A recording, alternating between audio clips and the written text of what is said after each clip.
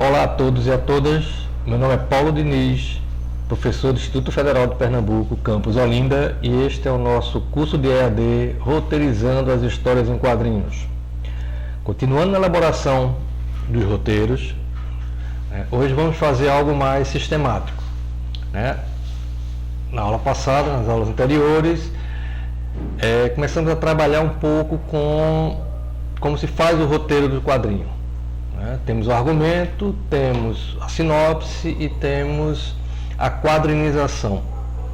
Hoje vamos fazer algo mais, vou propor hoje algo mais sistemático, certo? Partimos de um texto pequeno para argumento, Hoje vocês vocês vão ter mais liberdade para elaborar, vamos dizer assim, algo mais robusto.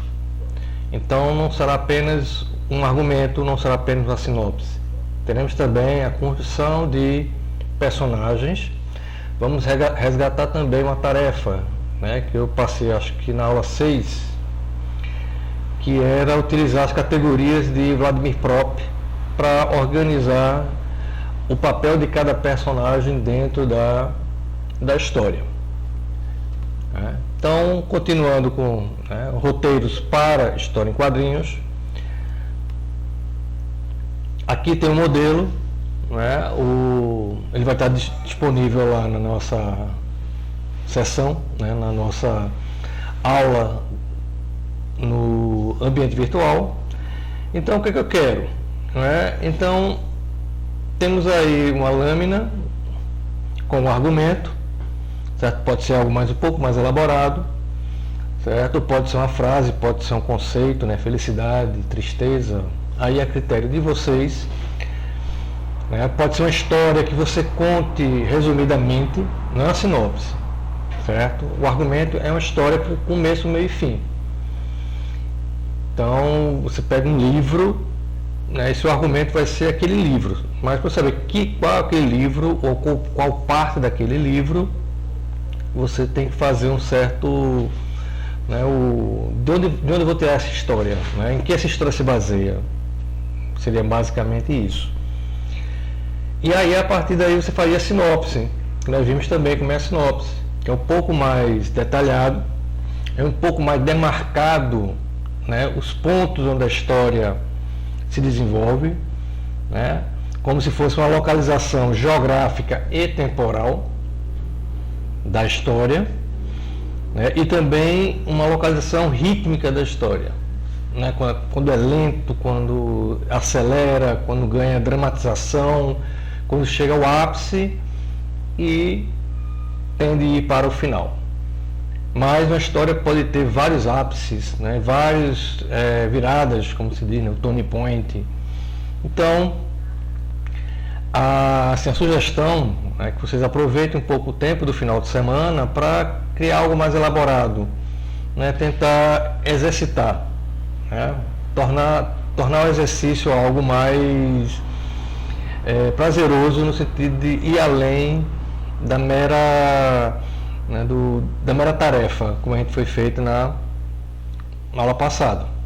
Então aí tem o modelinho, vai estar também em doc lá na sessão da gente, da aula 10.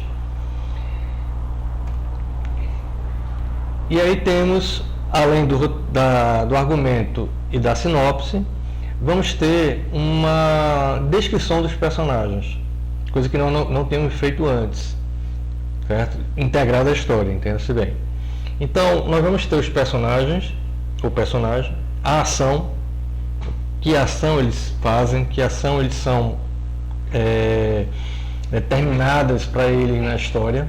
Lembre-se que estamos trabalhando com peças, daí a relação que eu fiz com o xadrez também está aí nosso exemplo, resgatando uma tarefa que eu tinha passado, lembram? De pegar as pecinhas de xadrez, mudar os nomes, ou dizer qual ação faz aquela peça e qual a função dela dentro da história. A ação está relacionada à categoria do personagem e a função é como ele age, como ele participa, como ele gera a ação na história.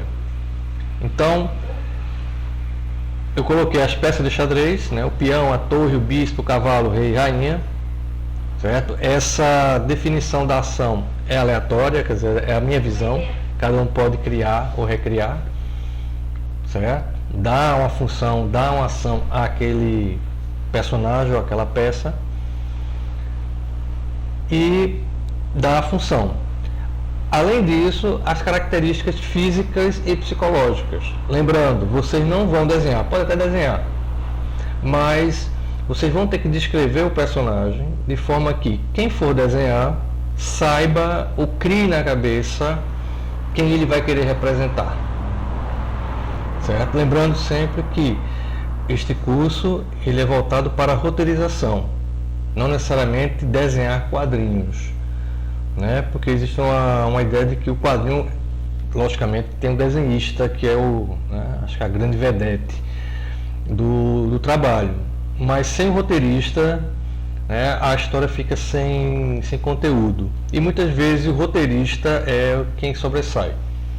No caso do exemplo final, que é Alan Moore, falamos muito o nome dele, né, ele se destaca mais como roteirista do que como desenhista. E outros que eu falo aqui também, feito Frank Miller, que apesar de um grande desenhista, por um grande momento saiu da área do desenho e ficou só no roteiro.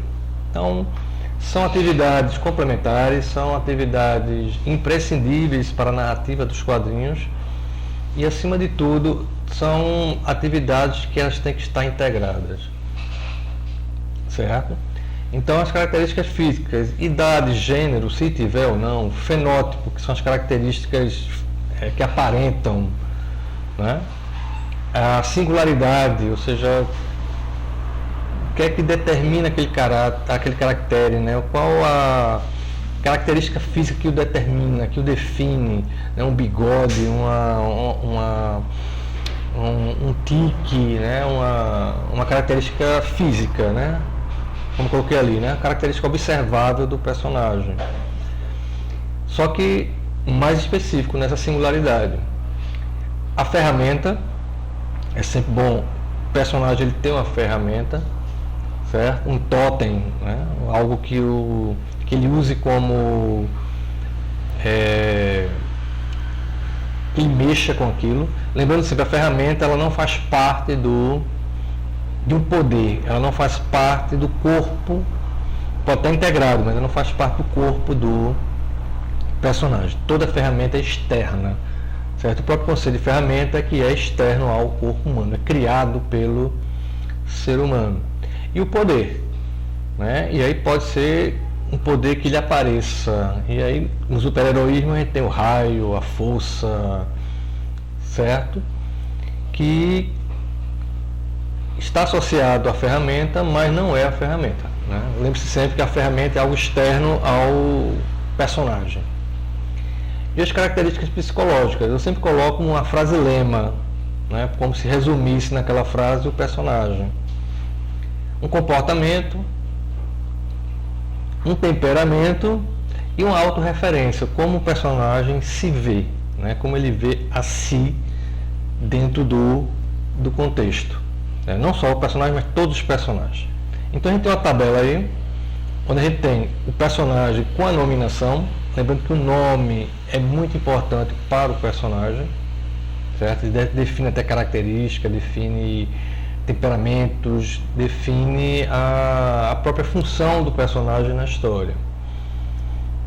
A ação, não é, que é como ele pratica, né, como o personagem pratica, né, age dentro da história. A função é justamente como essa ação está integrada dentro da história, são duas coisas diferentes, distintas, certo? A ação é quase uma característica do indivíduo, do personagem, e a função é a sua relação com os outros personagens, o que é que ele interfere nos outros personagens. E as características físicas e psicológicas. Logicamente que essa tabela é estrutural, você pode adaptá-la do jeito que você quiser, certo? Essa característica dos personagens elas estão baseadas no elemento na teoria de Prop que nós vimos, né? E como disse, teve aquela tarefa em relação às peças do xadrez, né? Como se fossem personagens, ok? E aí temos um exemplo de um quadrinho. Esse exemplo vai estar tanto a história do quadrinho como o roteiro, embora o roteiro esteja em inglês, mas você pode copiá-lo e colocar no tradutor do Google para ter uma ideia. Logicamente que a tradução não é das melhores, mas dá para ter uma ideia do que está escrito ali. E eu coloquei, por exemplo, porque essas 3 páginas que vocês estão vendo ao lado da história em quadrinho, 2 páginas e meia representam apenas o primeiro quadrinho, ou seja, Alan Moore, né? Essa é uma página, a primeira página do A Piada Mortal, de Alan Moore e Brian Boland, e ao lado o roteiro. Lembre-se, veja que o roteiro de Alan Moore, apesar de ser bem escrito, bem pormenorizado, ele difere um pouco do que a gente está fazendo aqui. Mas como eu disse, cada um adapta a sua necessidade, adapta a sua forma de ver os quadrinhos, né? De como trabalhar os quadrinhos. Então, qual seria a sugestão aqui da tarefa, né? Vocês criarem um argumento, pegarem um argumento, inventarem né? Adaptarem um argumento. Esse argumento fazer a sinopse, né? Lembrando, acho que eu não tinha falado, fazer também, além da sinopse escrita, né, dos pontos-chave, fazer também aquela curva dramática que ajuda muito para a gente, né, entender o ritmo da história, como o movimento se passa dentro da história. A partir daí, fazer aquela tabelinha de personagem, né, saber quais os personagens, como são os personagens, né, que personagens estão na história. E aí partimos para aquele modelinho, outro modelo, né, tabela, que nós fizemos, né, com o quadrinho, o enquadramento e o texto, e uma malha básica, certo? E essa malha básica com a numeração dos quadrinhos e a descrição do que acontece em cada quadrinho. Ou seja, a gente está fazendo o que fizemos anteriormente, só que com um pouco mais de sistema, né? Mais sistemático, certo? Então fica essa tarefa para vocês, certo? Quem quiser desenhar já pode desenhar, mas a ideia é fazer apenas uma página ou 2 páginas, certo? Acho que uma página está de bom tamanho e ela bem descrita, e fazer um bonequinho, o que for, ou então não simplesmente desenhar, apenas descrever o que está, né, o que se quer naquele quadrinho, ok? Então fico no aguardo desse trabalho de vocês. Bom final de semana, a gente se encontra na próxima segunda, beleza? Até lá!